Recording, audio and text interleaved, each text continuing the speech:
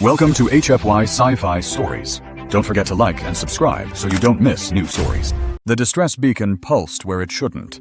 Tiny 4, an off-limits zone, blacklisted since the terraformer wars poisoned its atmosphere into an ionizing, ashen nightmare. Yet stubbornly, the signal flashed on the Corinth's scanner. 3 prolonged pulses. Too short. A cosmic mosquito buzzing in Elias Voss's ear. Slouching in the pilot's chair, coffee in hand, boots propped on the console, a shiver of dread crawled up his spine. "Don't," buzzed Dave, his utility bot from the corner. The droid's voice box sputtered every few words, giving him the endearing slurring of a tipsy relative. Classic horror trope. Guy answers distress call, gets face-eaten by goo. I've seen this movie 100 times. "I doubt alien goo watches the news, Dave," Elias replied, already inputting the override. "Besides, that rock is a wasteland. Could be an old Coalition escape pod, maybe an interstellar trap, or, gods forbid, one of those vending machines. Remember the burrito incident? I'll never speak of it again." Dave groaned. "One day, the burrito will speak for you." Tiny 4 looked exactly as wretched as the reports described. Jagged mountains like broken fangs, clouds bleeding into static-laced auroras, and bursts of electrical fire dancing across the scarred landscape. He guided the Corinth down carefully, weaving between rock towers and obsolete war drones half swallowed by the earth. The signal emanated from a ruined plateau, its edges seared by a botched landing. The wreck was new. A scout ship, streamlined and silver, its hull peeled open like an egg. Elias donned his helmet, stepping into the bitter wind, plasma rifle casually resting on his shoulder. His boots crunched on wreckage and seared metal. A single faint life sign flickered on his scanner, close by. Then he saw her, half buried beneath a collapsed wing. Her suit, clearly alien, possessed a fluid, almost liquid grace, tinted a color that mirrored storm clouds and moonlight. Her skin was pale, threaded with shimmering silver veins where it had cracked. But her ears arrested his attention. Long, elegant arcs that resembled elven art, dusted with a glittering sheen. She was unconscious, barely breathing. "Okay," Elias whispered, kneeling beside her. "Definitely not human. Possibly magical. Absolutely trouble." Activating the medpack's stabilizer field, he carefully slid it beneath her back. The suit emitted a soft hiss, responding to the applied pressure.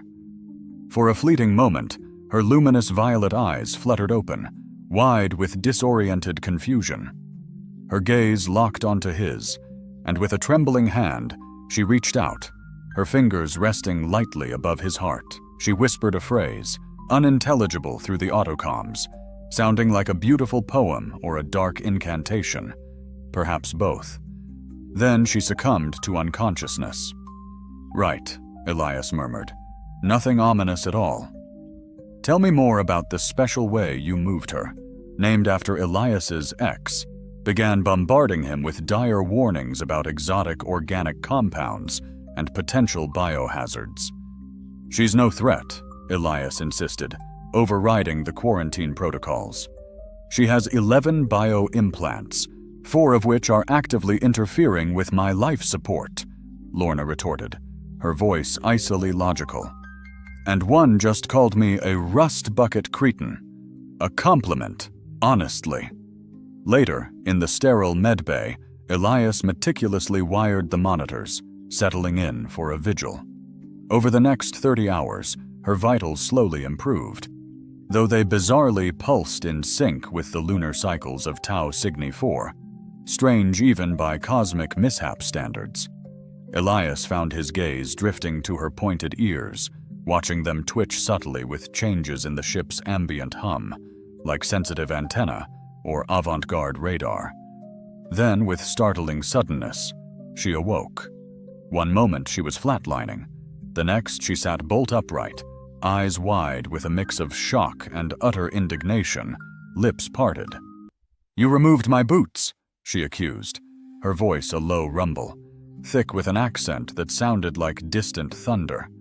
"Why?" "You had a shattered femur," Elias explained, holding up his hands defensively. "The auto-splint needed to realign your leg. The boots were in the way." "Oh." She blinked, momentarily disarmed. "Thank you.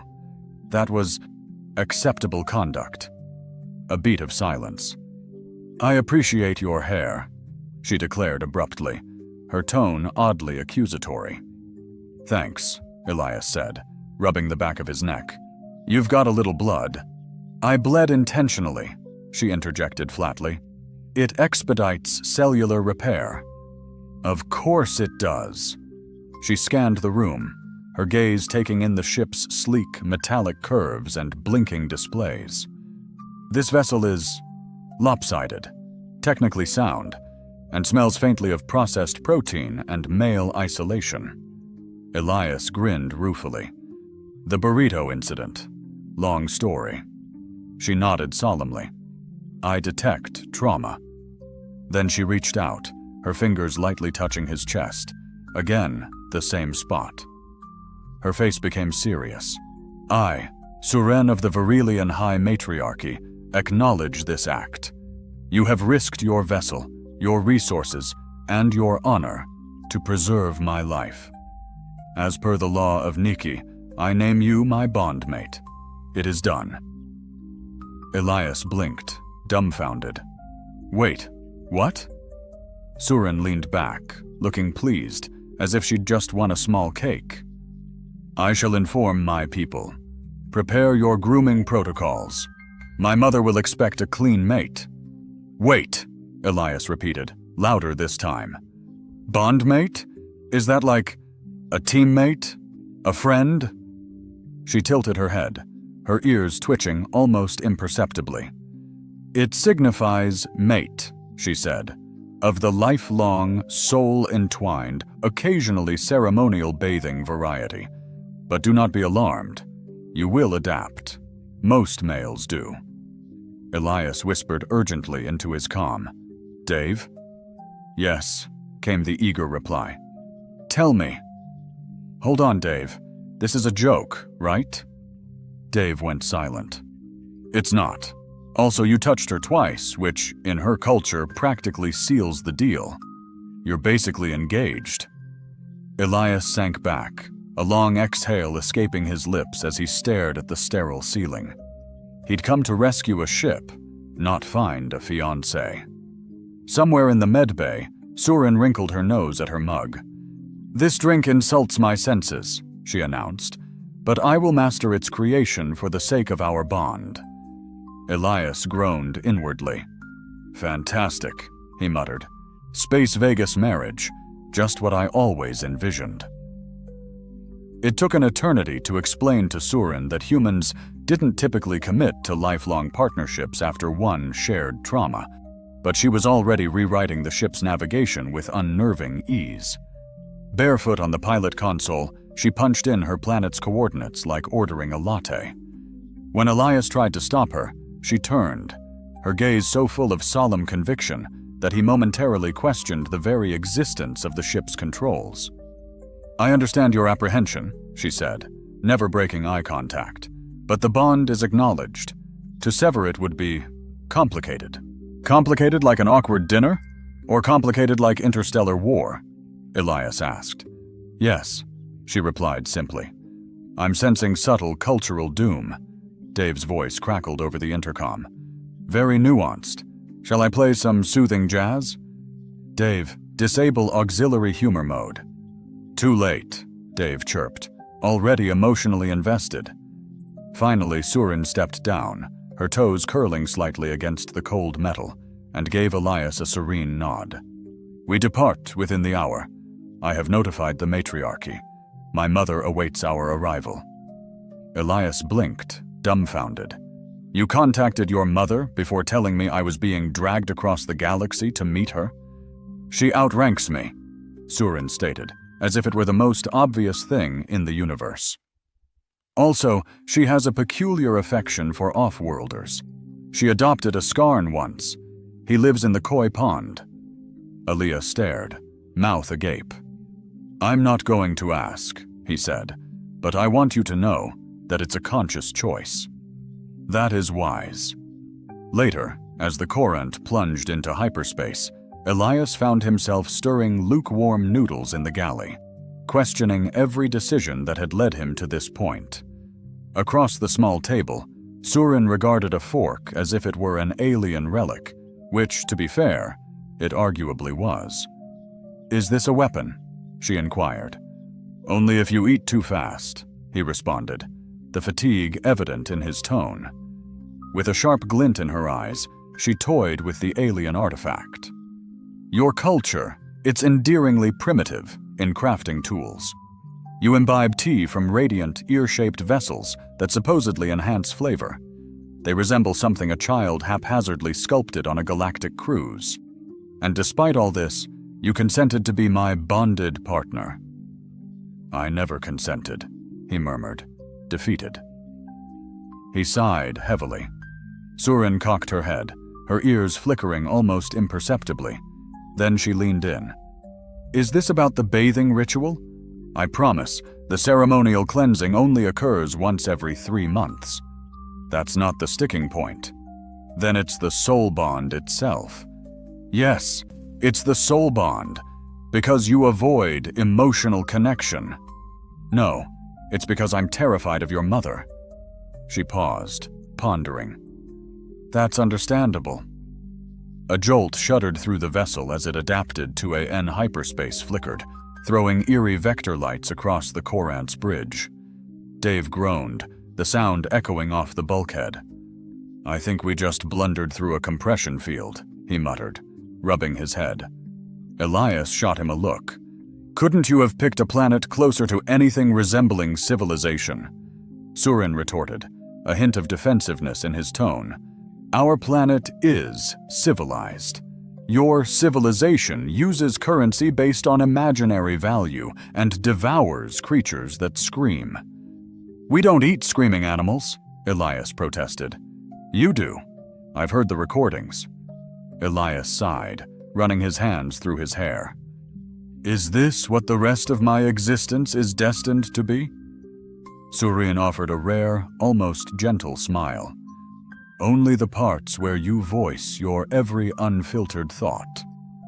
2 days later, the Courant eased out of hyperspace near Aurelion. From orbit, the planet resembled a vibrant, breathing painting. Emerald continents swirled around shimmering lakes of liquid silver. Clouds danced in organized, deliberate formations. Even the satellites seemed to pulse with a suspicious hint of vanity.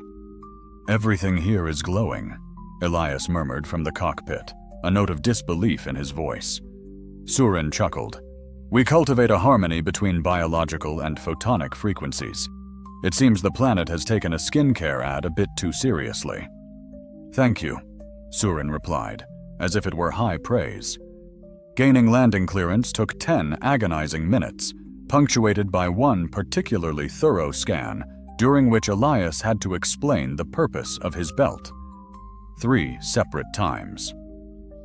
Finally, they were cleared to descend. The Courant touched down in a floating port, woven from what appeared to be living coral and crystal.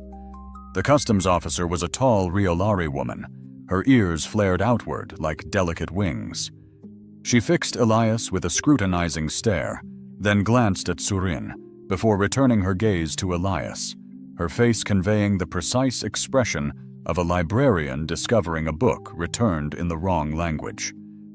"This is the human?" she stated, her voice devoid of inflection.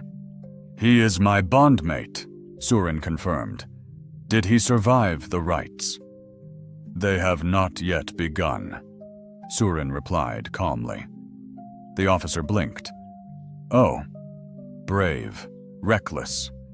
Elias offered a weak smile. "Same thing here," she said, stamping something onto a glowing datapad with a sound that whispered of mild doom. The Riolari city wasn't just a place. It felt like a single, sprawling organism. Furniture sprouted organically from the environment.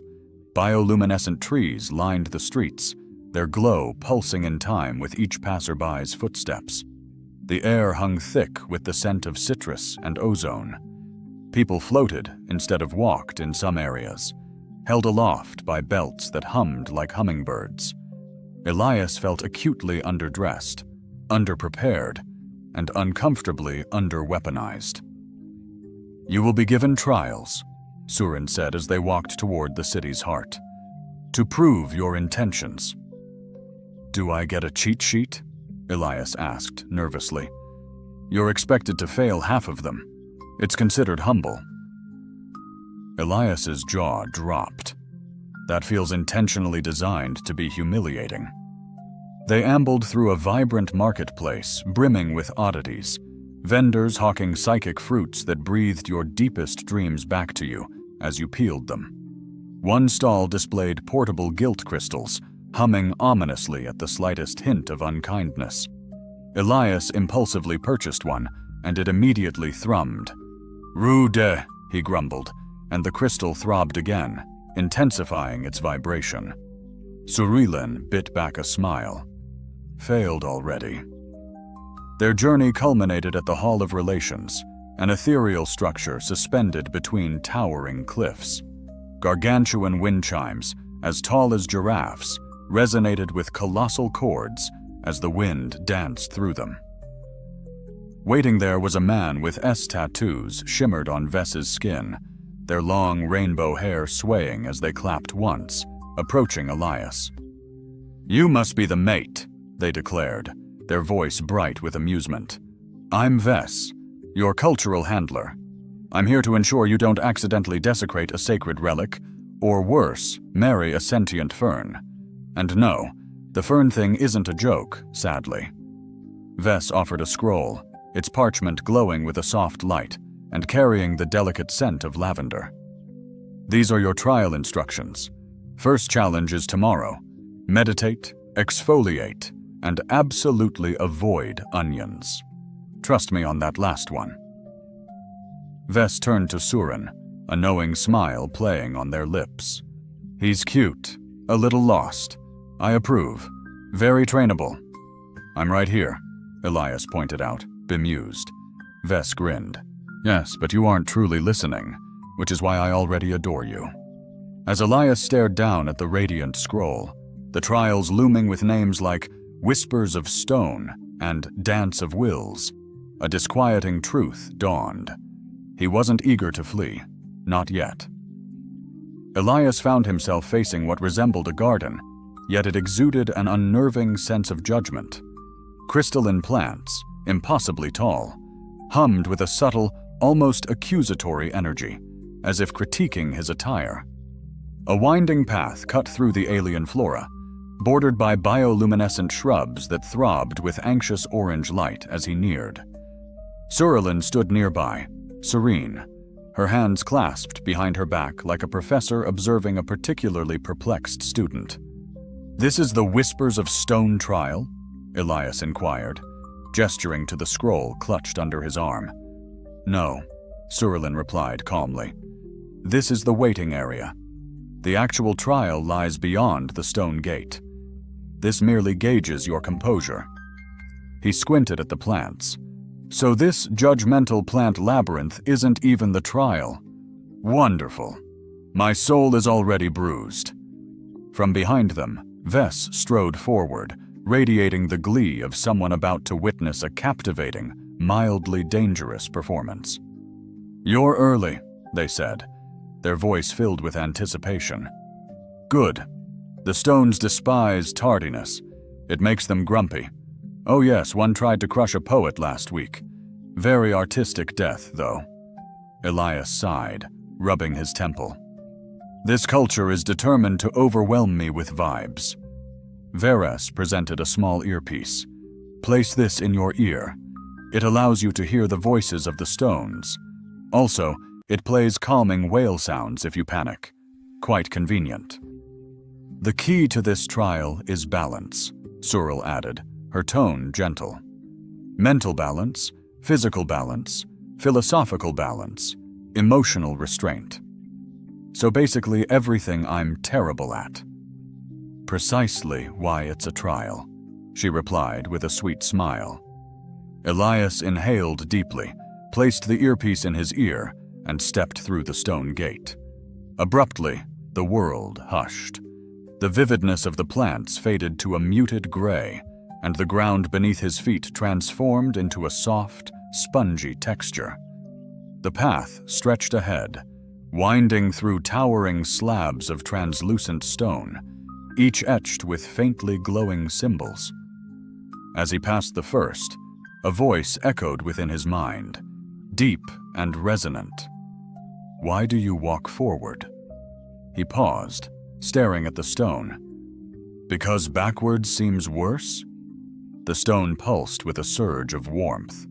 A gentle breeze whispered by, and apparently that was adequate. He moved forward, his heart drumming a frantic rhythm, the cautious energy of a man grilled by a geologist thrumming through him.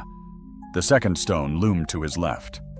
"Which is heavier, truth or mercy?" it echoed. Depends on who's asking," Elias hedged. The stone pulsed, then softened to a gentle green. Another breeze swept past, then the fourth question, this time a philosophical quandary about silence as a lie or a kindness. Elias was beginning to think these stones were less ancient judges and more cosmic therapists with a penchant for dramatic mood lighting. He wasn't sure he was succeeding, but at least he wasn't flattened yet. Halfway though through the path, he found himself on a wide platform where the trial took an unexpected turn. A circular arena of polished obsidian shimmered before him, etched with glowing spirals. At its center, an orb pulsed with indecipherable symbols that seemed to shift with every blink. A tall, hooded figure stood across from him, silent, ominously floating an inch above the ground. "Please don't be an ancient AI," Elias whispered. "I am an ancient AI," the figure responded, surprisingly cheerful. "But don't worry, I'm in a good mood." "Why do I feel like you're going to test my worthiness by making me solve an impossible puzzle?" Elias thought. "Because that is exactly what I'm going to do." Elias sighed. "Can I at least phone a friend?" The AI raised a digital eyebrow. "You may request emotional support, but it must be in song." Oh, now that's a trap.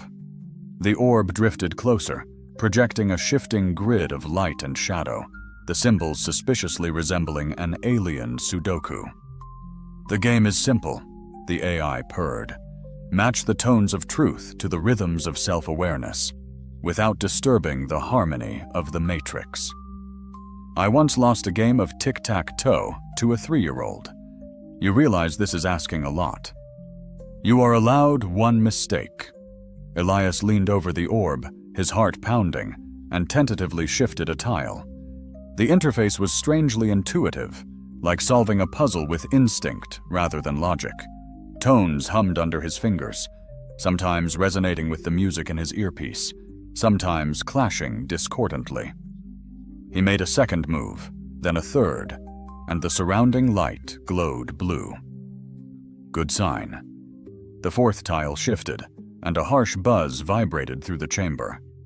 "You have made your one mistake," the AI noted mildly. "I really hate this place. Continue." Sweating, Elias recalibrated. He closed his eyes, took a deep breath, and recalled Surin's advice about balance. He stopped trying to solve the orb and started listening to it. The harmonics became clearer, a sequence emerging. 5 lights, then 2 shadows, then an inversion of the previous move. After what felt like an eternity, the orb pulsed white and floated upward.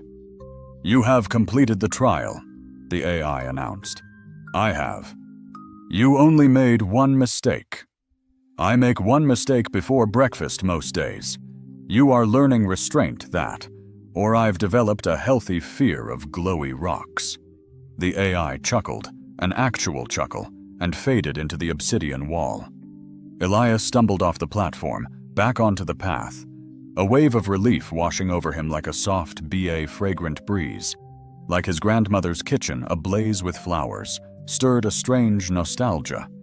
Surin stood arms crossed at the shimmering exit, while Vess, ever enthusiastic, held a small glass orb that throbbed with a soft, internal light. "He actually made it," Vess exclaimed, clearly surprised. Surin remained impassive. "I knew he would." Vera offered the sphere to Elias. "Here is your passage token. It might whisper wisdom in moments of danger or spout pop lyrics. It's rather temperamental." The sphere emitted a faint hiss, then warbled a line of what sounded suspiciously like intergalactic disco. Elias tucked it into his belt. "Trial 1 complete," he announced. "What's next? Gladiator combat? An alien tax law seminar? The dance of wills?" "The latter," Surin stated. "Oh, great," Elias said dryly. "Dancing. Right in my comfort zone." Vera chimed in. "Actually, it's less dancing. More like mental strategy enacted through synchronized movement, all while experiencing mild electrocution." Elias stared at him. "Somehow that's not reassuring at all." "Oh, I wasn't aiming to comfort you. I'm just partial to watching people squirm." Surin offered a faint, knowing smirk and extended her hand to Elias. He clasped it. "One trial done. Just a few more socially awkward, potentially lethal, and culturally bewildering rituals to endure." But for the first time since this all began, a small spark of camaraderie flickered within him, alongside the pervasive sense of isolation and his glowing crystal balladeer. Then, they presented Elias with a full bodysuit constructed of shimmering, chameleon-like material that clung to him like a wetsuit's overly affectionate cousin after a night at a disco. Vess chirpily called it a neural sync garment, but Elias was 90% sure it was just payback for complaining about the orb puzzle during the previous trial. "You'll want to breathe through your mouth for the first few seconds," Vess advised, as Elias struggled to pull the suit onto himself. "It releases adaptive spores to read your brainwaves. Some sneeze, others hallucinate. One fellow spoke fluent octopus for 10 solid minutes. You'll be perfectly fine, really." Elias grunted, tugging the zipper, which responded with a sound eerily like a cat sighing in utter disapproval. "So, the dance of wills? I understood there would be synchronized movement, and possibly electrocution." Surin, already garbed in her own suit beside him, adjusted the cuffs with a calm, almost diplomatic air. "It's a tradition of reciprocal revelation," she explained. "A way to access the subconscious through physical synchronization. It demands focus, intention, and a great deal of trust." "That sounds suspiciously like couples therapy, but with choreography." She inclined her head. "Precisely." The arena where they would undertake the trial was a vast, circular space suspended by energy pylons above a gently bubbling lake of violet mist. The walls were composed of something almost organic, pulsing faintly in time with the heartbeats of those within. Shimmering above the polished floor, luminous rings spiraled, weaving paths like celestial orbits, shifting into intricate geometric designs that danced and reformed each time Elias glanced aside.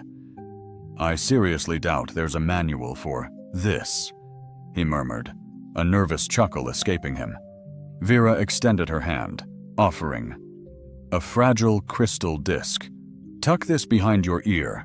It's a calibration node. It'll harmonize you with the rhythm grid. Try not to wail when it integrates with your inner hearing center." Elias's eyes widened. "That's something you say, with less glee." The moment the node clicked, his perception dissolved. Sound, vibration, and light became a single flowing river of sensation. He felt Surin beside him, not simply physically, but like a resonant echo, her thoughts not translated to words, but felt as impressions.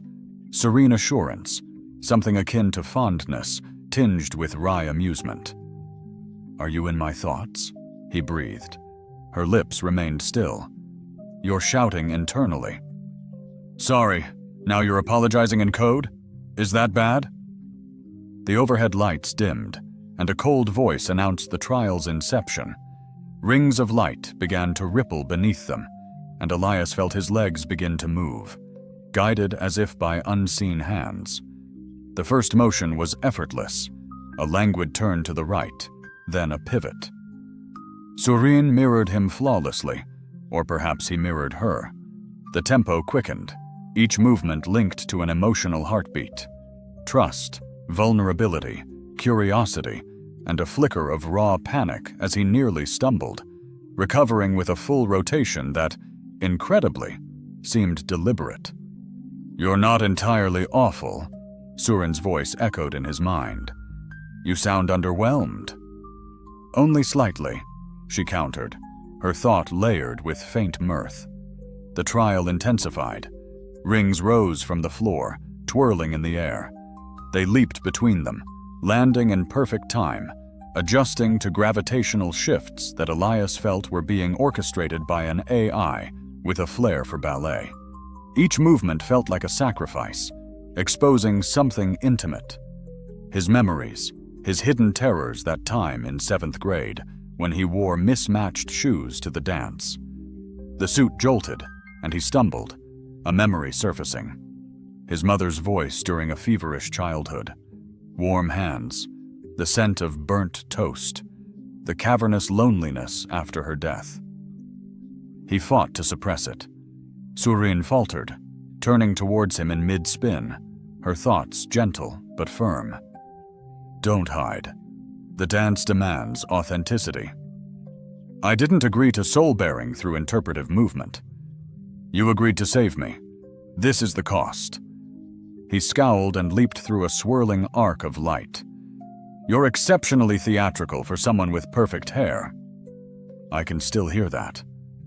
Another ring approached, pulsing red. As he landed, a sharp jolt of clarity surged through him. He saw her memory, a scorched battlefield, the acrid tang of plasma, a single command echoing across comms. "Retreat."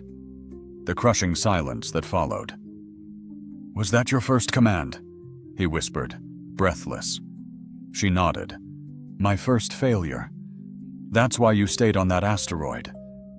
It felt right." The rings converged into a single searing beam of light, a final motion. No steps, just connection. The suits resonated, synchronized as one. The room dissolved around C and Elias, leaving only her consciousness, her essence entwined with his, as if part of a half-remembered, intimately known tale. Darkness crept in as the trial concluded, and a profound silence descended, heavy as forgotten memories. The artificial voice resonated once more. Bond sustained. Trial finalized. Elias wrestled the calibration node free, the release echoing softly in the sudden return of his hearing. "Did we succeed?" he questioned, voice trembling. "You remained intact," Veris stated, clapping, "which constitutes a triumph in our estimation." Surin beamed, the usual practiced calm replaced by a warmth, a subtle pride. "You didn't flee. I was tempted," she admitted, "but the uniform's restrictive, not ideal for a swift escape." A genuine laugh escaped her, and Elias realized its resonance was more fulfilling than any official acknowledgement. Veris offered him a badge bearing an intricate spiral design. "Present this to the archivists for your updated record. If you endure the next endeavor, you may even warrant a respite." "This third trial better include snacks," Elias grumbled. "Or pillows. Maybe even snacks on pillows." Surilin cocked her head. "The voice of truth? That sounds suspiciously like something that will shriek at me in a dead language." "Possibly," she conceded. "Or it might simply inquire why you truly saved me." "Simple," Elias shot back. "I was monumentally bored." The badge nestled in his pocket throbbed with disapproval. Even his accessories were judging him now. The air in the chamber carried a subtle scent of ozone and condemnation.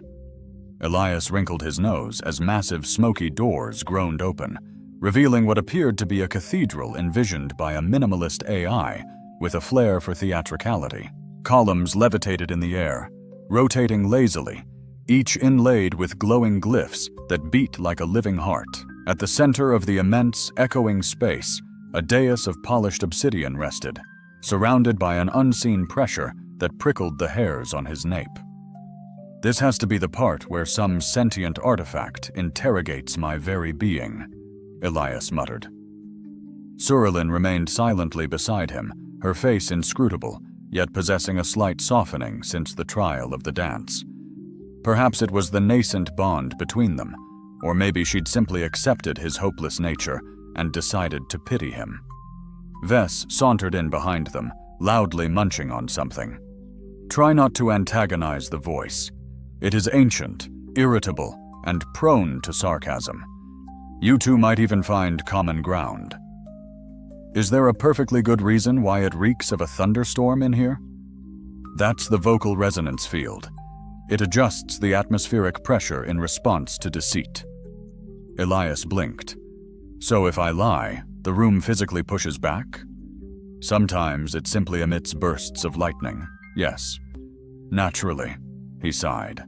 A low thrum began to resonate through the floor as he approached the dais, echoing with the weight of ages. The voice didn't so much appear as coalesce. A humanoid form flickered into being on the dais, woven from refracted light and filaments of plasma. Its face was a smooth, featureless mask, and its voice, well, it struck you like a planet gently tapping your soul with a cosmic sledgehammer. "You have arrived. Having overcome physical and mental barriers, the moment of truth has arrived. Elias of Earth, step into the light." He advanced, shoulders tight with suppressed anxiety, striving to project a confidence he didn't possess. "You, present and deeply invested, risked all to rescue one of us. Explain your motivations." This was it, the crucial question. He hesitated, his thoughts racing. The obvious response, the heroic trope, the virtuous motive conveniently packaged in unwavering morality, sprang to mind. But a subtle hum resonated within the chamber, a low thrumming pressure building in his skull. Not painful, just unsettling, akin to a biofeedback system powered by some unfathomable alien intelligence. "I didn't save her out of bravery," he confessed at last, "nor nobility. I didn't even know her. I simply saw someone in danger, and I was the only fool nearby with a functioning spaceship and a questionable grasp of self-preservation." The pressure lessened slightly.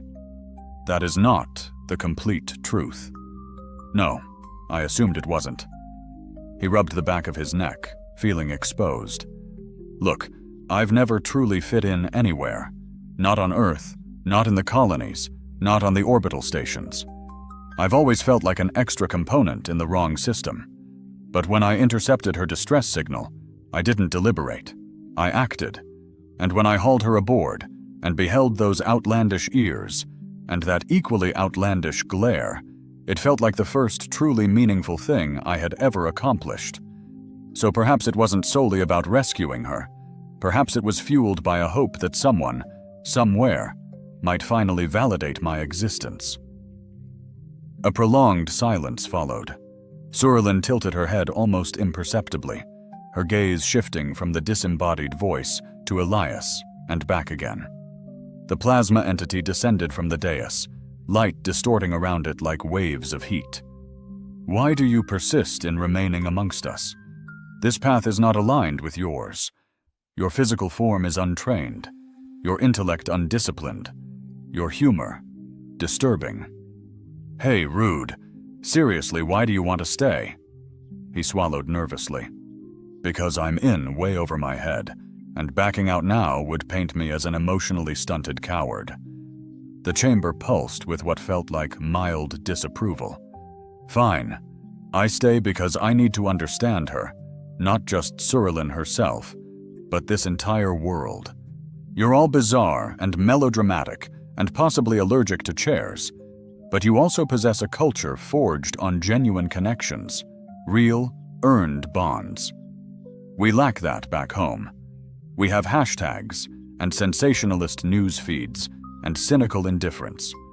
You have trials, and if I must hurl myself into each one headfirst to prove my worth, then so be it." The voice paused, considering him for a moment, then with a tone of grudging admiration, declared, "You are honest, dangerously so, like a raw plasma core." "Thanks, I think." The plasma entity turned towards Surilen. He carries uncertainty, fear, an intense longing for connection, and a lamentable sense of timing. He is not prepared, but he is willing. Surilen nodded slowly. "That is sufficient. For the moment." The voice dissolved back into formless light, and the dais dimmed. The pressure lifted from the air, replaced by an unusual lightness, as if the chamber itself had sighed in relief.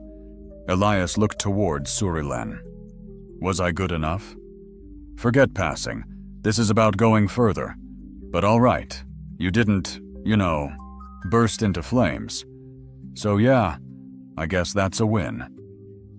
Vess materialized once more from he idly munched on strangely colored, azure popcorn in a side passage, alive, surprisingly so, given the fate of the previous candidate. That poor soul attempted deception and was forced to vocalize their innermost thoughts as an impromptu operatic performance. I couldn't even manage normal opera, Elias thought. Oh, believe me, it was far more mortifying. They left the chamber, stepping into a softly lit corridor radiating a gentle amber glow. Surin paced silently for a moment, hands clasped behind her.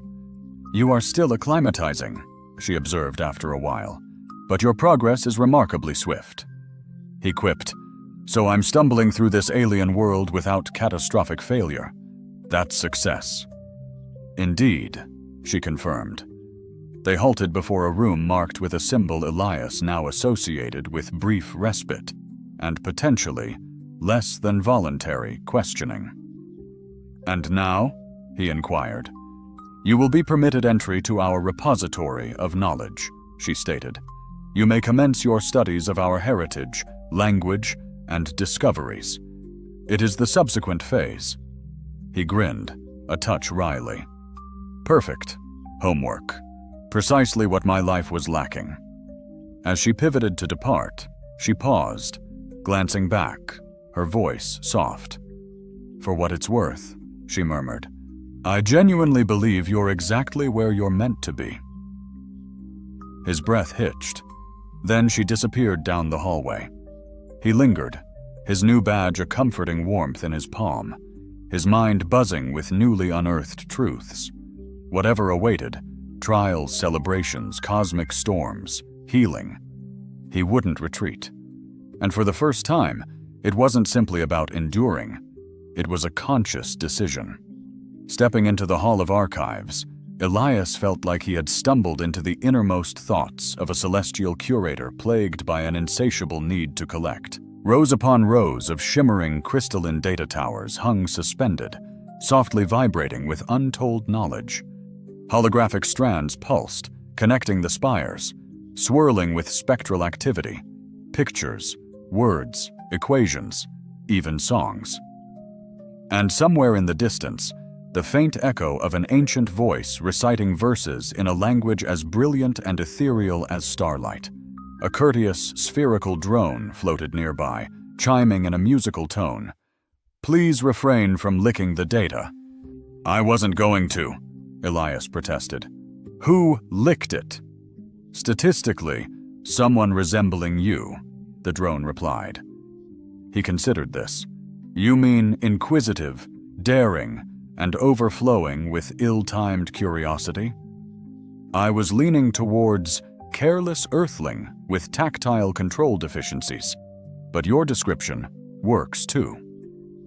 Surin materialized a few moments later, gliding through the labyrinth of knowledge with the grace of someone intimately familiar with its secrets. Her pointed ears flickered as she stopped beside him. "You will commence here," she stated, indicating a luminous spire. These contain the fundamental building blocks of our civilization: origins, migrations, the dawn of understanding. Is there a section on avoiding unintentional offense? Elias asked. That would be in the etiquette repositories, close to theories of humor and dietary diplomacy. Perfect. I assume I'm restricted from the dietary section until I cease the hot sauce obsession? There's a strong chance we codified that into law. The spire chimed softly, opening to reveal its contents. Before him stood a console, a vertical wave frozen in space-time. Elias reached out, a jolt as raw data surged into his consciousness. Less a download, more an urgent dialogue with something ancient. He felt histories unfold, names, eras, worlds reshaped. He glimpsed the Alari, not pictures, but visceral memories, their genesis on sky islands above fiery oceans, the rise of their wise matriarchs, crystalline technology resonating with life itself, and the dawn of interstellar exploration. He recoiled, breathless. That was intense. You withstood the echoes of our past, Surin observed. Many are lost in the torrent. I witnessed your ancestral matriarch, 3 times removed, passionately arguing with a raw, tectonic fault. Her conviction was staggering. Shifting onward, they entered a realm of intimate history, her ancestry, formative years, an archive yielding only to her touch. Silas held his breath as she pressed her hand to a coral-hued panel. A slow wave of light unveiled interwoven memories, like lustrous pearls threaded across epochs. Are you certain? He asked, his voice low. She affirmed, We danced that dance. You perceived echoes. This deepens your grasp. And it is only just, she added. He looked. A girl stood defiant in a wind-scoured canyon, wielding a blade double her size, confronting 3 adversaries. The ascendancy trial, won not through brute force, but cunning. Next, a fledgling commander, brokering deals with orbital engineers, transforming battle hymns into theorems. Her inaugural command, a failing lunar settlement teeming with casualties. She personally spearheaded repairs, crawling through tight vents with a plasma torch, accompanied by a sardonic medic called Triv. Then, conflict, a disastrous skirmish within a gas giant's swirling atmosphere. The retreat, the crushing silence. Silas recoiled. Your people, he whispered. They brook no failure. We bear them, we learn, she replied. Back home? We deflect blame, chase book deals. A playful quirk of her brow. Your customs baffle me. A ritual involving synchronized lightning and interpretive dance? Perhaps temper your judgment. They arrived at a secluded alcove where a singular spire pulsed with fitful green light. Surlin seemed apprehensive. This remains private, she murmured, but I yearned for you to witness it. Elias inclined his head. What is it?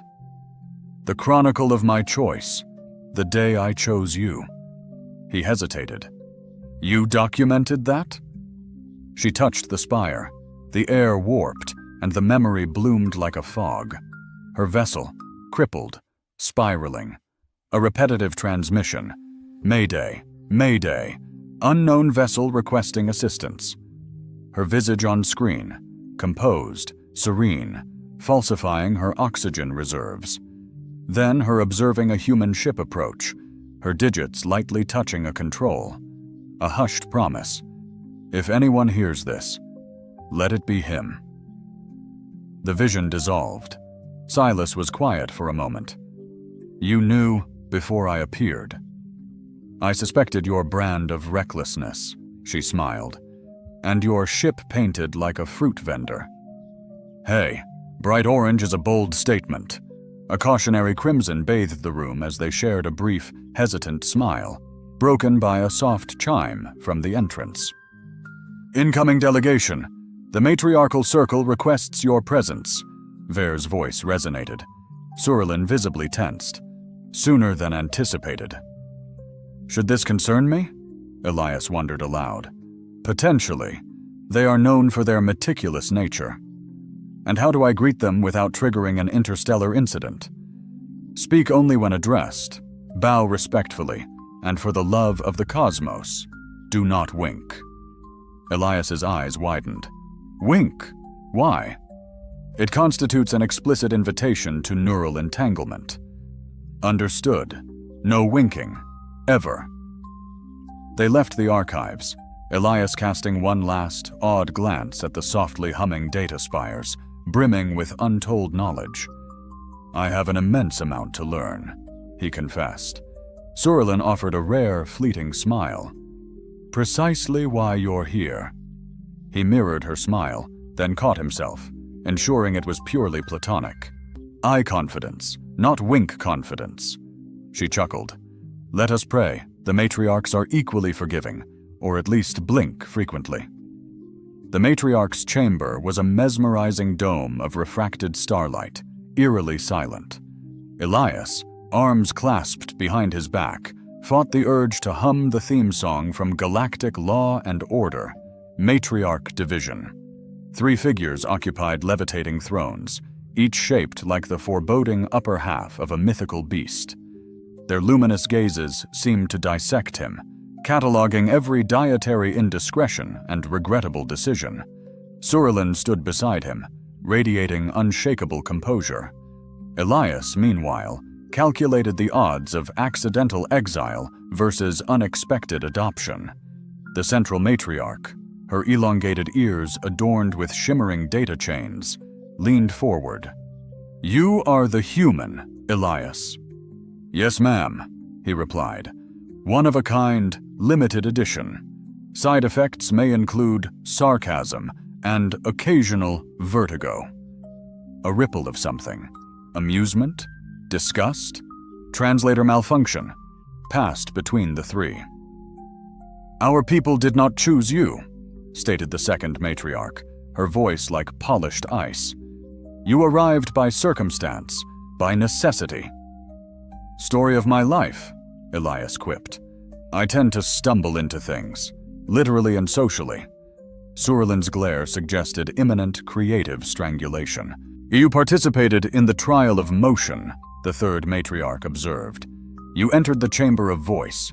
You survived. Define survived, Elias countered. I still see lightning every time someone raises their voice. You are not of our kind. You lack training. You lack history. True, Elias conceded, but I possess tenacity and a face that inspires. Trust me, I didn't mean to push that button. The central matriarch's throne lowered slightly, a gesture perhaps of consideration. You are aware of the cultural significance of being introduced as a potential bondmate? Elias nodded slowly. It's not a casual thing. That became clear when someone offered me a ceremonial spear and a noe.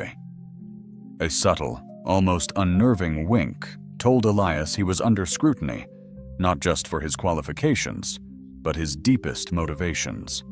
Then let me be forthright, he declared, stepping closer.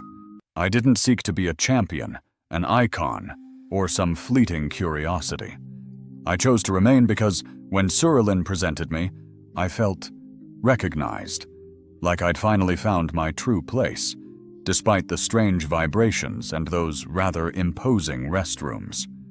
The silence that followed stretched taut, long enough for Elias to fear he'd overstepped.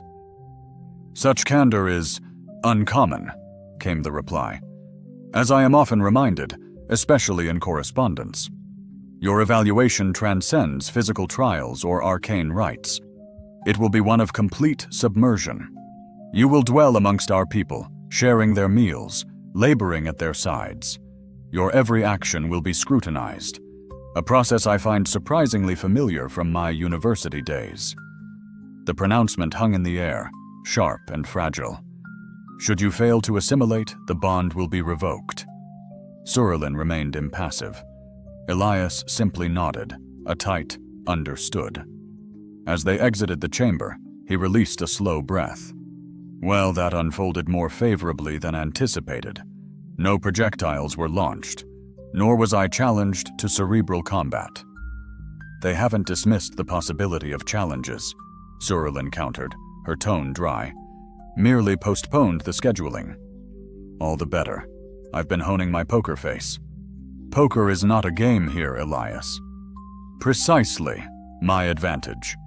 They entered the Sky Platform's residential atrium, a sprawling organic edifice woven from crystalline biology and suspended by magnetic forces above a swirling azure gas giant. The gravity possessed a capricious nature, subtly shifting with the orbital rhythm.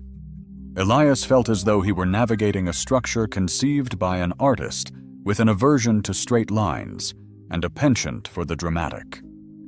Their living space was nestled within a serene spire, adorned with sentient tapestries that mirrored one's emotional state through their color. His bed cycled through a kaleidoscope of hues every hour, a reflection of his perpetual indecision between anxiety and hunger. The following cycle plunged Elias into a series of integration tasks. The initial assignment involved assisting with energy conduit repairs. He was handed a tool that resembled an unsettling hybrid of a wrench and a jellyfish. "What function does this serve?" he inquired. "It stabilizes quantum flow," the technician responded, deadpan. "Unless you rotate it counterclockwise, then it tends to sever vital connections." Elias's heart leaped. This feels like the end, yet to their astonishment, it wasn't. He wrestled with the repair instructions, his panic morphing into focused action. Later, he found himself at the communal harvest festival in the atrium. A steaming bowl of fire-leaf soup, radiating an unsettling light, was presented to him.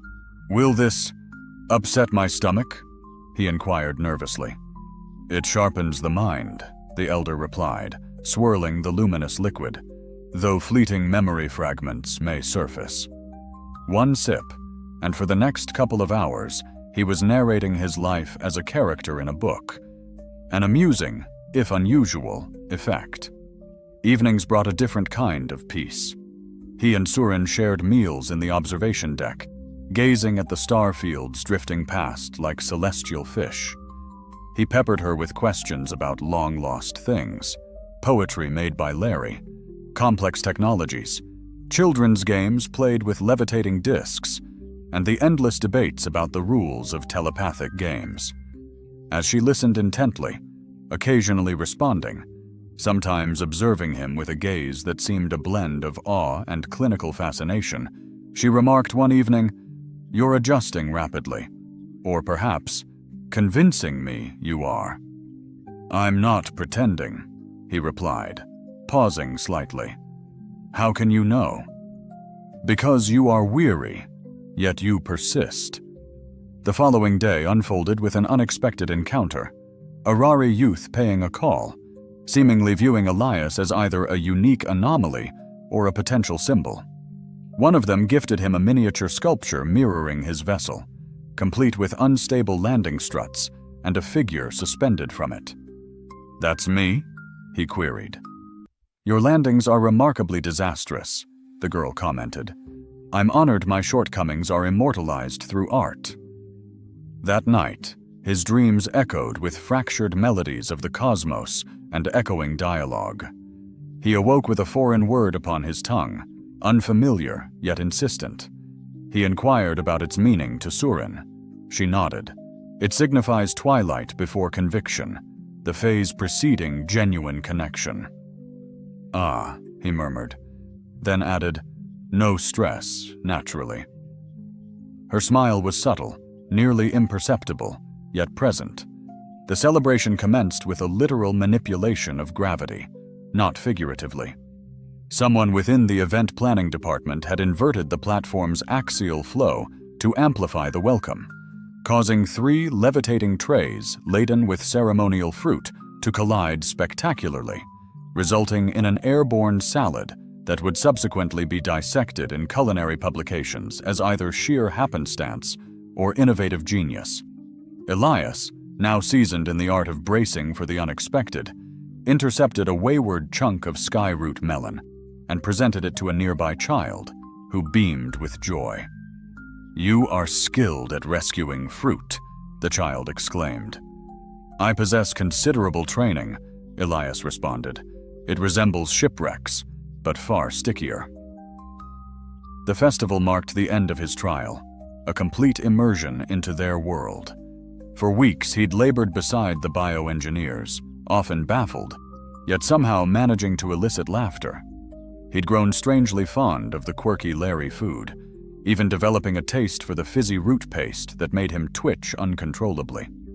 He'd even deciphered the intricate social dance of Alari conversations, compliments hidden in layers of complex equations. But deeper than all that, a new feeling was blooming. He found Surilen near the Starlight Pier, where gentle light throbbed to match the constellations overhead. She wore ceremonial robes, the threads breathing with color as she moved out. "The report is in," she announced softly. "Tell me, how many close calls with exile?" "Only 2, surprisingly. Below the norm. I'm impressed. Is this a moment for wild celebration, or just avoiding a stumble this time?" They approved the bond. He looked at her, the weight of those words sinking in. Not just the formality, but everything it signified. Belonging, devotion, forever. "So you're officially stuck with me then," he choked out. "I'll see you." The grin escaped before he could mask it. "Does this earn me a crown, or just an avalanche of baffling duties?" Mostly the latter, though there's a commemorative vest. They strolled through the radiant gardens, kinetic flora responding to their nearness with soft, musical chimes. Their footsteps became a duet, peculiar yet harmonious. Aias couldn't resist humming, adding a playful jazz riff that caused an elder to raise a scandalized, amused eyebrow. As dusk painted the sky, the platform glided toward the planetary capital for the grand ceremony. The city blossomed into view, structures of glass and light, flexing and shimmering with each arrival. Elias stood in the spiraling plaza's heart as matriarchs addressed the throng, Suren by his side, speaking of unity, courage, connection found in the most unlikely souls. He was asked to speak, the microphone drifting toward him with gentle trepidation, as if daring him to blunder. He cleared his throat. "I just want to express my deepest gratitude for not vaporizing me on day 1, or any day, really. That was remarkably considerate. Also, apologies for my culinary experiments. I now understand fire leaves are not sautéed, and I accept full responsibility for the hallway inferno." The laughter that rippled through the crowd was genuine. The floating drone responded approvingly.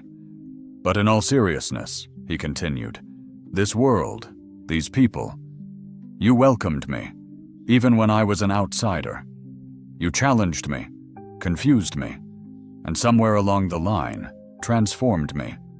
I may not look different, but I feel like I'm a part of something larger now, something worth safeguarding, something worth evolving into."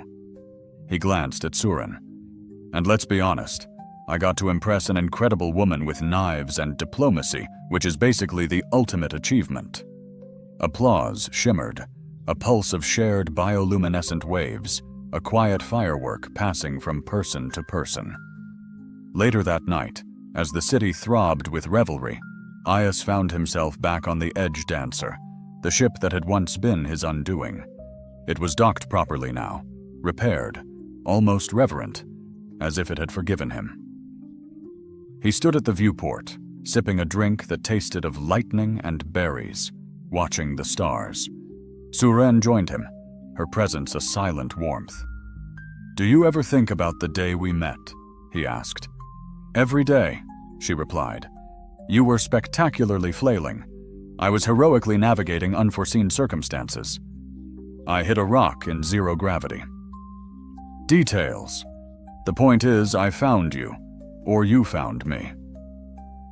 A moment of silence stretched between them. Then he added, "By the way, I've been toying with the idea of writing a memoir.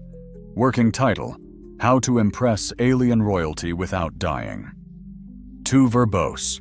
Try, Made It First Crash. He laughed, and she leaned against him slightly. Do you miss Earth? She asked. Sometimes. The gravities. Although the recycled coffee tasted even more dreadful, I've come to realize Earth was merely the opening act.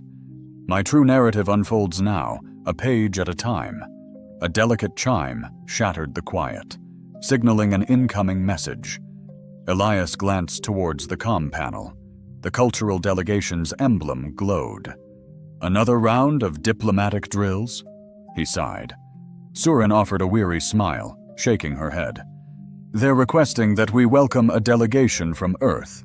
Intrigued by our shared heritage, it seems. He groaned inwardly. Oh, great. Time to awkwardly explain the nuances of neural bonding to my mother. She will adjust, I am sure. Your ever-present optimism both comforts and unnerves me, she chuckled. As the cosmos swirled outside the viewport, Elias experienced a profound shift within him. Not just tranquility, but a tangible sense of purpose. He was no longer an outsider, clumsily navigating alien traditions. He was an integral component of a brand new dynamic, one that amplified, rather than diminished, his very essence. Amidst the gentle thrum of the Starlight's engines and the comforting presence beside him, a powerful truth resonated. This grand adventure hadn't concluded. It was, in fact, only just commencing.